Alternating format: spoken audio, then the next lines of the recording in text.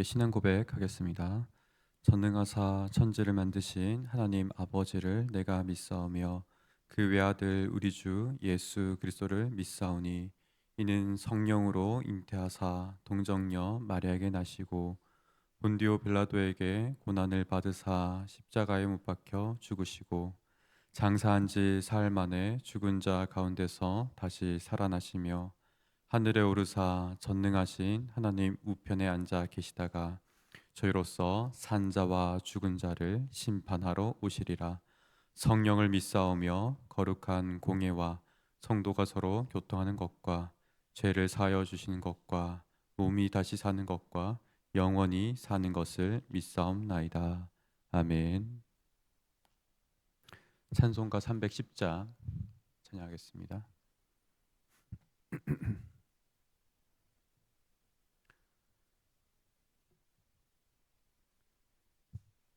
찬송가 310장 하나님의 은혜로 찬양합니다.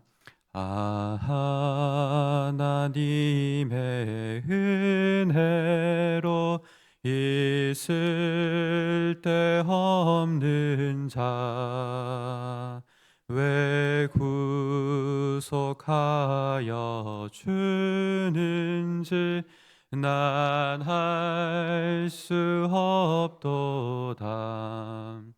내가 믿고 또 의지함은 내 모든 형편 하시는 주님 늘 보호해 주실 것을 나는 확실히 아네. 왜 내게 굳센 믿음과 또 복음 주셔서 내 마음이 항상 편한지 난 할 수 없도다. 내가 믿고 또 의지함은 내 모든 형편 하시는 주님 늘 보호해 주실 것을 나는 확실히 아네. 왜 내게 성령 주셔서 내 마음 감동해 주 예수 믿게 하는지 난 할 수 없도다. 내가 믿고 또 의지함은 내 모든 형편 하시는 주님 늘 보호해 주실 것을 나는 확실히 아네. 주 언제 강림하실지 혹 밤에 혹 낮에 또 주님 만날 그것도 난 할 수 없도다. 내가 믿고 또 의지함은 내 모든 형편 하시는 주님 늘 보호해 주실 것을 나는 확실히 아네. 사랑이 많으신 하나님, 이 새벽의 아침 저희들을 주의 은혜의 자리로 불러주심에 감사합니다. 말씀을 통하여 주의 생각을 가르쳐 주시고 우리의 생각과 마음을 정결케 하는 귀한 시간 되게 하옵소서.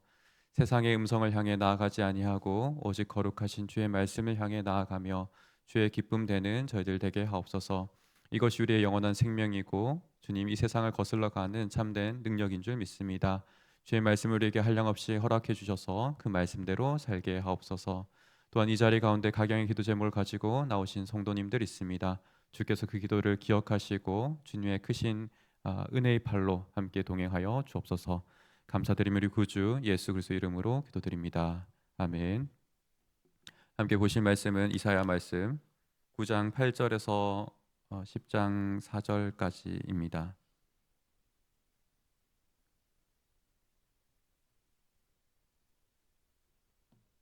좀 긴 말씀이지만 저희 교독하여서 같이 읽도록 하겠습니다. 이사야 9장 8절에서 10장 4절까지 구약성경 978면에 있습니다. 먼저 있습니다. 주께서 야곱에게 말씀을 보내시며 그것을 이스라엘에게 임하게 하셨은즉 모든 백성 곧 에브라임과 사마리아 주민이 알 것이건 그들이 교만하고 완악한 마음으로 말하기를 벽돌이 무너졌으나 우리는 다듬은 돌로 쌓고 뽕나무들이 지켰으나 우리는 백향목으로 그것을 대신하리라 하는도다. 여호와께서 르신의 대적들을 일으켜 그를 치게 하시며 그의 원수들을 격동시키시리니 앞에는 아람 사람이요 뒤에는 블레셋 사람이라 그들이 모두 입을 벌려 이스라엘을 삼키리라. 그럴지라도 여호와의 진노가 돌아서지 아니하며 그의 손이 여전히 펴져 있으리라. 그리하여도 그 백성이 자기들을 치시는 이에게로 돌아오지 아니하며 만군의 여호와를 찾지 아니하는도다. 그러므로 여호와께서 하루 사이에 이스라엘 중에서 머리와 꼬리와 종려나무 가지와 갈대를 끊으시리니 그 머리는 곧 장로와 존귀한 자요 그 꼬리는 곧 거짓말을 가르치는 선지자라. 백성을 인도하는 자가 그들을 미혹하니 인도를 받는 자들이 멸망을 당하는도다. 백성이 모두 경건하지 아니하며 악을 행하며 모든 입으로 망령되이 말하니 그러므로 주께서 그들의 장정들을 기뻐하지 아니하시며 그들의 고하와 가부를 긍휼히 여기지 아니하시리라. 그럴지라도 여호와의 진노가 돌아서지 아니하며 그의 손이 여전히 펴져 있으리라. 대저 악행은 불타오르는 것 같으니 곧 찔레와 가시를 삼키며 빽빽한 수풀을 살라 연기가 위로 올라가게 함과 같은 것이라. 여호와의 진노로 말미암아 이 땅이 불타리니 백성은 불의 섭과 같을 것이라. 사람이 자기의 형제를 아끼지 아니하며 오른쪽으로 움킬지라도 줄이고 왼쪽으로 먹을지라도 배부르지 못하여 각각 자기의 팔의 고기를 먹을 것이며 나세는 에브라임은 나세를 먹을 것이요 또 그들이 합하여 유다를 치리라. 그럴지라도 여호와의 진노가 돌아서지 아니하며 그의 손이 여전히 펴져 있으리라. 불의한 법령을 만들며 불의한 말을 기록하며 가난한 자를 불공평하게 판결하여 가난한 내 백성의 권리를 박탈하여 과부에게 토색하고 고아의 것을 약탈하는 자는 화 있으신저. 벌하시는 날과 멀리서 오는 환난 때에 너희가 어떻게 하려느냐? 누구에게로 도망하여 도움을 구하겠으며 너희의 영화를 어느 곳에 두려느냐? 보로된 자 아래에 굽부리며 죽임을 당한 자 아래에 엎드러질 따름이니라. 그럴지라도 여호와의 진노가 돌아서지 아니하며 그의 손이 여전히 펴져 있으리라. 아멘. 본문의 말씀은 아하스 시대로 추정할 수 있습니다. 특히나 이제 북이스라엘 향한 강한 질책의 말씀입니다. 강한 질책의 말씀이지만 동시에 오늘 이 본문의 말씀은 굉장히 문학적이고 또 시적으로 작성되어 있습니다. 짧지만 다양한 감각들이 이 안에 녹아져 있어서 우리가 다양한 감각으로서 말씀을 듣고 보고 느끼게 함으로 인해서 우리 마음 깊이 반성하게 촉구하는 말씀입니다. 이러한 시적인 특징 가운데 가장 중요한 반복되는 어구가 있습니다. 9장 12절 그리고 17절, 21절 그리고 마지막으로 10장 4절에 걸쳐서 총 4차례에 있어서 동일한 어구가 반복되고 있습니다. 그의 손이 여전히 펴져 있으리라 라고 말씀하고 있습니다. 이 펴신팔이라는 것은 출애굽기 6장 6절에서 이미 이스라엘 백성들을 구원하신 하나님의 권능의 손길로 표현되고 있습니다. 백성들을 건지시고 또 이 애굽을 향해서는 심판을 하실 때 표심팔이라고 표현하셨습니다. 그런데 이것이 이제 역전되어서 이제 이스라엘 백성들을 향해서 오히려 심판하시는 하나님 손길로서 펴셨다라고 이야기합니다. 마치 목자가 팔을 뻗어서 지팡이로 양들을 치고 바른 길로 인도할 때 그렇게 우리가 이 모습들을 이해할 수 있습니다. 친다는 것, 편다는 것은 그런 목양적인 모습으로 우리가 이해할 수 있겠습니다. 이러한 부분에서 역사적인 배경으로 앞서 아하스 시대라고 우리가 추정하였습니다. 이 아하스 시대라는 것은 북이스라엘에 있어서 멸망이 10년도 채 남지 않은 그런 시기를 말하고 있습니다. 나라는 이미 황폐하였고 이미 10절을 보게 되면 벽돌이 무너졌고 뽕나무가 찍혔다라고 이야기합니다. 벽돌이란 것은 흙을 뭉쳐서 벽돌처럼 만든 것이고 뽕나무는 가장 일반적으로 흔한 목재였습니다. 가장 흔한 건축 양식들인데 이것들이 무너졌습니다. 그런데 이 어려운 기회를 어려운 것을 오히려 기회로 삼아서 이들은 어떻게 하겠냐고 말하냐면 다듬은 돌을 쌓고 백향목을 사용하겠다라고 이야기합니다. 왕궁에서나 쓸 법한 가장 귀한 재료들로 다시 재건축하겠다라고 이야기합니다. 하나님이 회개할 기회를 주심에도 불구하고 이들이 회개하지 않고 오히려 그들이 자신들의 계획을 세우고 있는 모습을 보게 됩니다. 아수르의 공격 가운데서 믿었던 아람과 블레셋 또한 이 상황 속에서 오히려 의지할 바가 못 된다라고 이야기합니다. 이들 동맹 또한 끊겨서 오히려 믿었던 이들로 말미암아 공격받는 상황들이 12절 가운데 묘사되고 있습니다. 이들이 마치 윗니, 아랫니처럼 맹수의 이빨처럼 상징되어서 삼켜질 것이라고 12절에 이야기하고 있습니다. 이러한 1차 심판 가운데서는 외세나 그리고 국제 정세에서 하나님을 신뢰하지 않음을 폭로하고 있습니다. 이어지는 13절과 17절에서는 머리와 꼬리 그리고 종려나무와 갈대로 비유되는 두 집단을 향한 강한 질책이 있습니다. 머리로 지칭되는 것은 장로이자 또 존귀한 자들이라고 이어서 설명합니다. 꼬리는 거짓말을 가르치는 선지자라고 이야기합니다.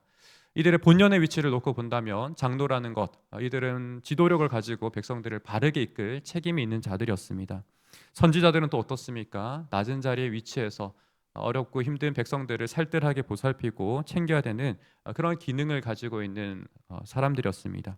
이 두 기능들이 두 집단의 사람들이 제 기능을 발휘하지 못하고 오히려 백성을 미혹하고 또 하나님 믿는 사람의 특징을 상실하게 하고 있는 그러한 잘못을 범하고 있습니다. 그 결과는 무엇입니까? 고아와 과부를 불쌍히 여기지 않는 것입니다. 다르게 말하면 국가, 정부나 교회 또한 긍휼과 자비 사역을 멈추었다라고 이야기할 수 있습니다. 고아와 과부의 삶은 인간다운 삶을 상실한 것이고 그 삶을 회복하여서 사람다운 삶을 살 수 있도록 해야 함에도 불구하고 그렇게 하지 못하고 있는 것입니다. 피상적으로는 그들을 구제한다 할지라도 진정으로 사람답게 살게 하는 그 삶에 대한 관심이 끊어졌다 이렇게 말할 수 있습니다. 그냥 현행이 유지되는 것에 만족하고 있었다라고 이해할 수 있을 것입니다. 정치적으로 또 종교적으로 기능이 멈춘 나라의 모습입니다. 18절과 21절은 어떻습니까? 이런 악행이 더욱더 심화되고 있습니다. 하나님의 심판인 것 같지만 실상은 그들의 악행으로 말미암아 그들 스스로를 심판하는 것과 같음을 18절 가운데 표현하고 있습니다. 물론 이것은 하나님의 허용하심 안에 있습니다. 이중적인 렌즈와 같습니다. 먼저 18절입니다. 대저 악행은 불타오르는 것 같으니 이들 스스로의 악행으로 말미암아 그들이 자멸하고 있는 모습과 같습니다. 그리고 19절에서는 하나님 허용하심으로 말미암아 만군의 여호와의 진노로 말미암아 이 일이 허락되었다라고 우리가 이해할 수 있습니다. 구체적인 모습으로는 이들이 형제를 아끼지 않았습니다. 형제의 것을 탈취하였습니다. 그 결과 이들은 배고팠습니다. 배고픔을 해결하기 위해서 또 형제를 탈취했지만 오히려 서로를 삼킬 뿐이었습니다. 가장 비극적인 표현이 무엇입니까? 므낫세는 에브라임은 므낫세를 삼킨다는 표현입니다.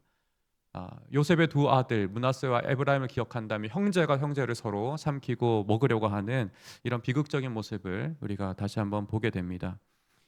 그리고 또 마침내는 이들이 유다를 향해서 공격하는 모습, 실제로 역사 가운데 이렇게 일이 벌어졌습니다. 그렇지만 이들이 그 일을 성취하지 못하고 오히려 하나님의 진노가 커진다라고 이야기합니다. 형제 사랑을 잊은 모습들, 또 민족 간의 동족 상잔, 또 내전의 모습들을 이 가운데 묘사하고 있습니다. 마지막으로 1절과 10장으로 넘어가서 1절과 4절에서는 불의한 법령과 가난한 자를 불공평하게 심판하는 모습을 가리키고 있습니다. 제가 보기에는 이 1절과 4절은 북이스라엘의 거의 마지막 모습으로 우리가 이해할 수 있겠습니다. 심지어 과부와 고아의 것을 약탈한다라고 이야기합니다. 이들의 삶을 더욱더 힘들게 하는 것입니다.